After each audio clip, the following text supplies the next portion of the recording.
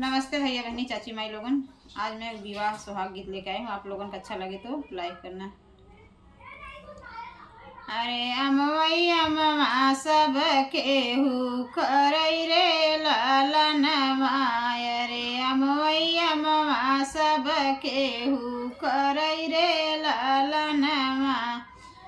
अरे पतियऊ के नहीं बा कदर रे लालनवा। अरे पतियऊ के नहीं बा कदर रे लालनवा। अरे बिन पाती कलश शुभन हुई रे लालनवा। अरे बिन पाती कलश न धरही रे लालनवा। अरे बिन पाती कलश न धरही रे लालनवा।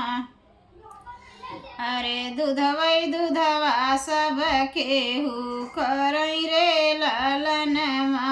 दूधवई दूधवा सब केहू करई रे लालनवा। अरे बिन दहिया शुभ नाही होई रे लालनवा।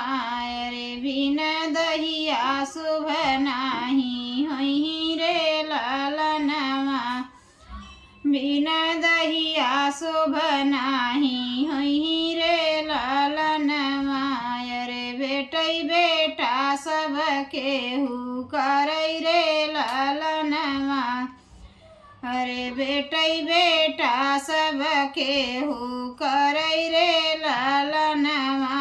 अरे बिन बेटी कन्यादान न होई रे लालनवा।